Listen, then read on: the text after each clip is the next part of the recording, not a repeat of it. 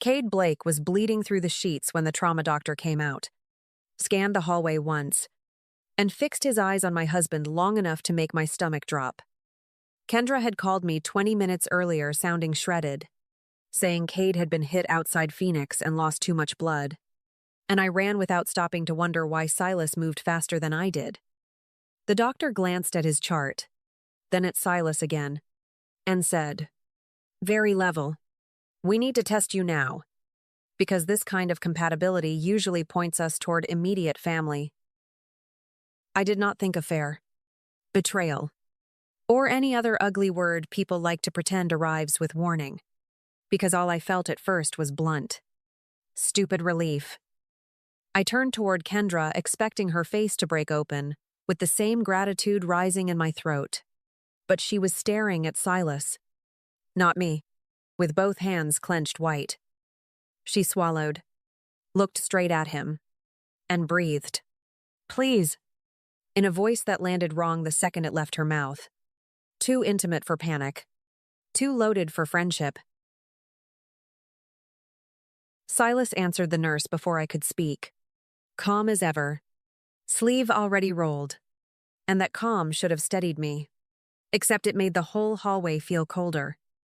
Cade was 20 miles of bad choices and borrowed time away from being lost for good.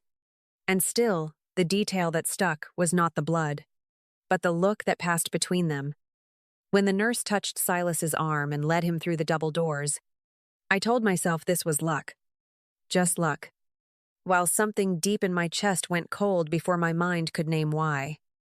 Before that hallway turned strange, my life had the kind of shape people stop examining because routine makes everything look honest. And I had trusted routine for years. I was 34, running a restoration shop in Phoenix where my hands smelled like wood stain and lacquer by noon. And Silas was the steady husband everyone found easy to admire.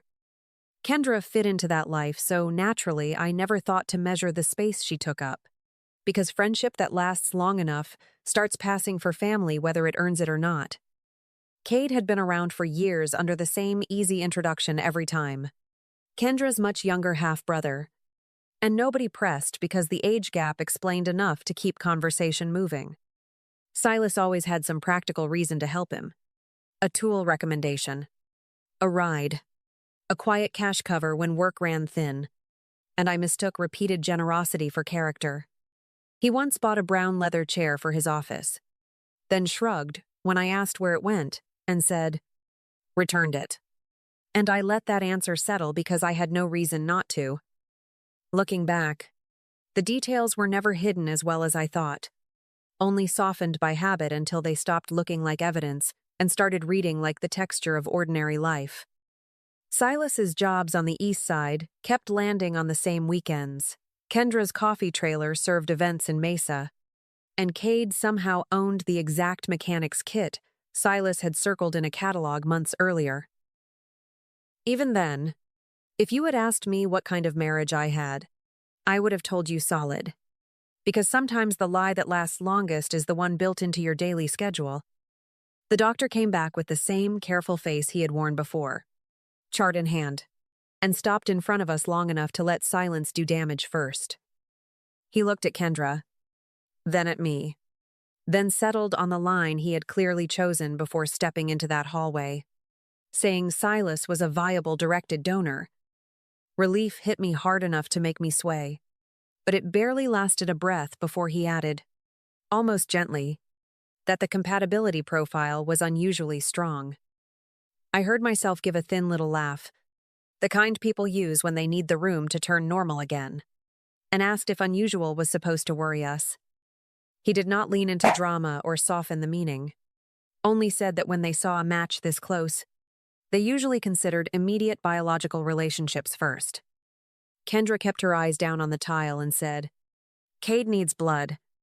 That's what matters." And the fact that she answered around the truth instead of through it landed harder than anything else. Silas came through the double doors a minute later with tape on his arm and that same steady expression, like we were all discussing weather instead of something that could split a life open. I told him what the doctor had said, watched his face for the smallest break, and all he gave me was a shrug and, It's probably just one of those things. That answer should have sounded practical, but paired with Kendra's silence and the doctor's exact wording, it felt less like reassurance and more like a wall. Later, when the hallway quieted and I stepped away for air, I heard them around the corner before either one knew I was there. Low voices pressed flat with strain. Kendra went first with, "She cannot find out like this," and Silas followed after a beat, rougher than before, with, "Not now. Not here." I did not walk into that corner, because between the doctor's words, Kendra's dodge, and Silas's calm, I already knew this was no coincidence, and I was going to prove it before I touched it.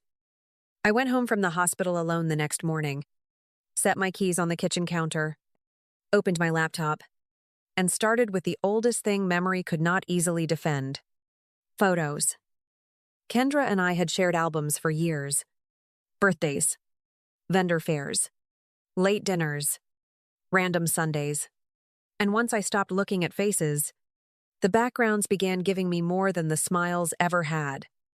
In one Christmas photo, half hidden behind Cade's shoulder and a pile of wrapping paper, sat the brown leather chair Silas had bought for his office before telling me, too casually, "Returned it." I zoomed in until the grain blurred, then sharpened again. And there it was, the worn mark on the armrest I had touched myself while helping him unload it. That chair was not in a warehouse, not returned, not forgotten, but sitting in Kendra's apartment like it had belonged there longer than I had known. I said, "Okay," to an empty kitchen because the picture gave me something solid. And once one lie grows edges, the rest stop looking accidental. Next, I pulled up the home computer, where Silas never logged out of anything, and searched his work email for route confirmations, hotel receipts, and service schedules. The same East Valley jobs kept landing on weekends Kendra's coffee trailer had posted from Mesa and Tempe, always close enough to overlap without looking identical unless someone lined them up. Then I opened our joint account and found the pattern I would have missed before. Smaller transfers, leaving every month toward tuition payments, rent, and auto coverage under Cade Blake's name. None of the amounts were dramatic alone, which made them worse, because they were sized for secrecy, built to disappear inside a marriage that had never required me to audit kindness. I printed every transaction, saved each email thread, and found the receipt for a mechanic's starter kit Silas had bought last fall, the exact brand Cade carried. In the garage drawer beneath old extension cords, I found a remote for the gated apartment complex Kendra had claimed she left months earlier, and that little block of plastic told the truth faster than either of them ever would. When Silas came home from the hospital, he carried himself like a man who had done decent work, and that steadiness made lying look almost respectable. I stood at the kitchen counter with the printed transfers, the mechanic's receipt, and the apartment remote lined up between us, then started with the smallest cut first, asking about the chair in Kendra's apartment. He glanced once at the evidence, set down his keys, and asked what was wrong, as if the answer were not sitting there in plain view between my hands and his face. I moved from the chair to the transfers under Cade Blake's name, then to the remote, and when I finally asked, "Who is Cade to you?" Silas looked at the papers instead of me. He did not deny everything at once, which told me more than panic would have, because guilty men test edges before deciding where they still have room to run. "You're making pieces fit where they don't," he said, calm enough to sound practiced. And that calm landed harder on me than anger would have. That was when I stopped waiting for shock, because an innocent man would have reached for outrage. But Silas reached for language built to buy time inside a marriage. I named Mesa, hair, the tuition payments, the starter kit, and the hospital hallway, then watched him choose the old strategy, soften his voice, and hand my doubt back to me like it belonged there. He told me I was exhausted, scared, and letting one bad night twist everything. But the chair, the money, and the line outside Cade's room had already finished the work for me. So I nodded once, let the silence stand, and called June Pritchard after he walked away. Kendra called 2 nights later with her voice wrapped in gratitude, asking if we could host a small dinner for Silas because Cade was home and everyone wanted closure now. I said yes before she finished. Not because I was generous anymore, but because women who believe their lies are safe will walk straight into rooms they should fear most. After I hung up, I called June, read her the latest evidence, and listened while she told me to preserve every paper, every receipt, and every silence I could keep. By Saturday, my dining room looked exactly like every other gathering we had hosted for years. Except this time I chose every chair, every guest, and every sightline myself then.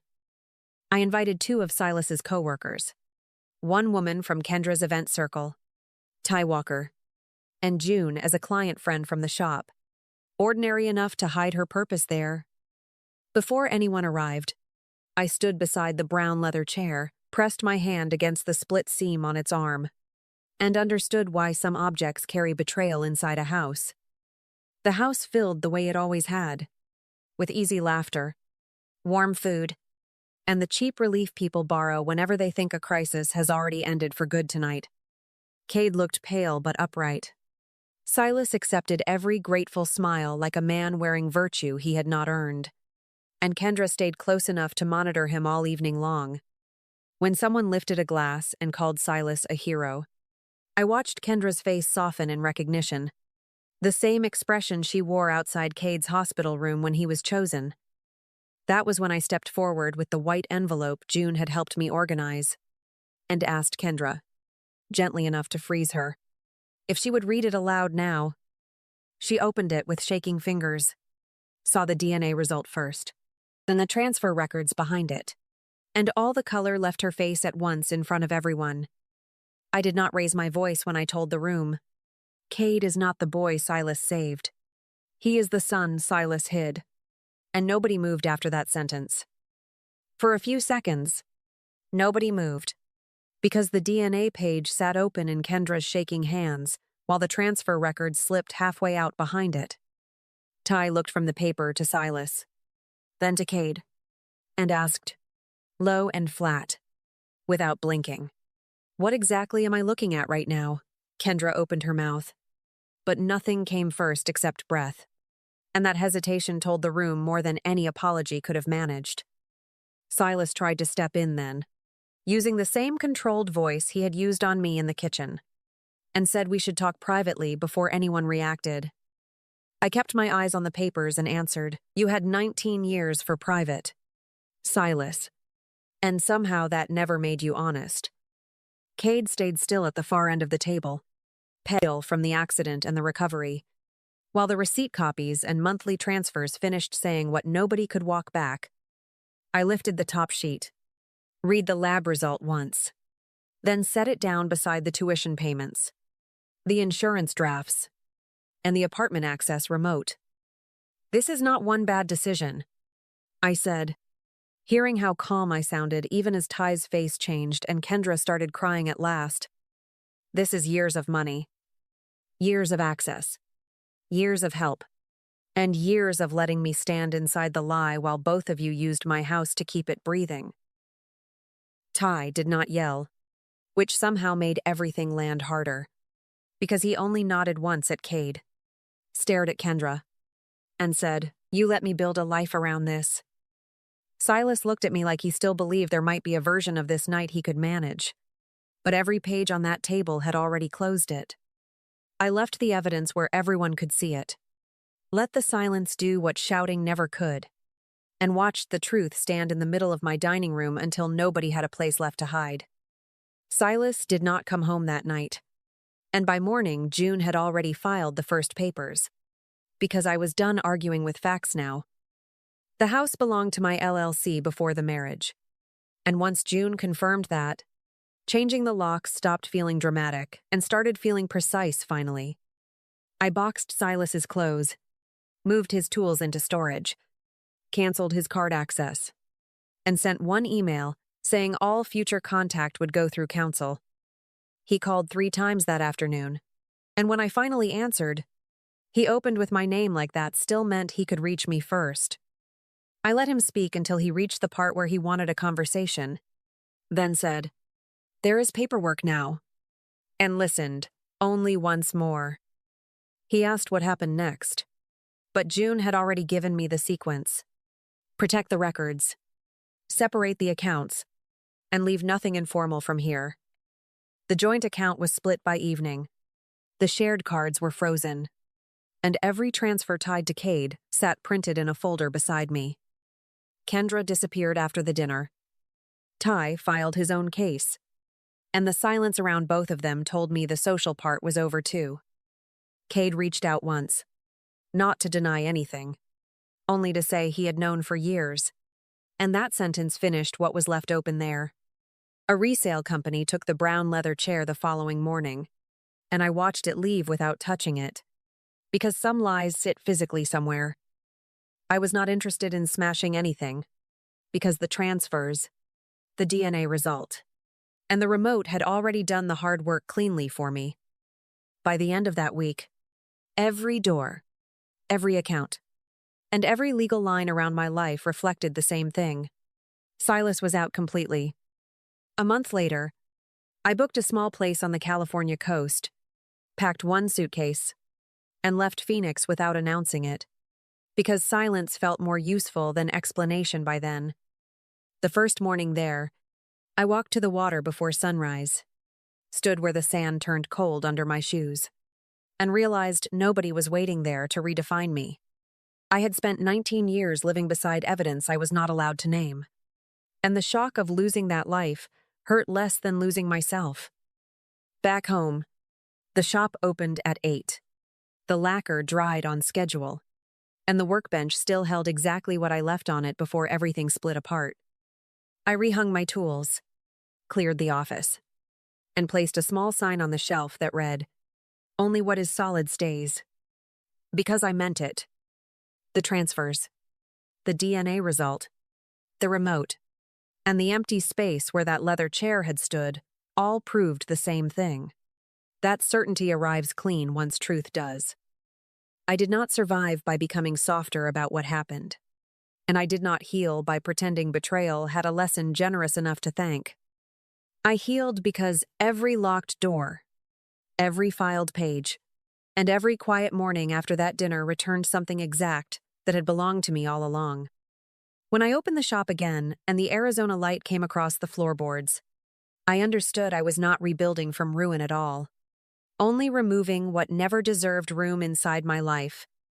Thank you for staying with me through this story, and if any part of it felt familiar, I hope it reminded you that peace is still possible after truth changes everything. I hope you find the kind of love that feels calm, honest, and never asks you to doubt yourself.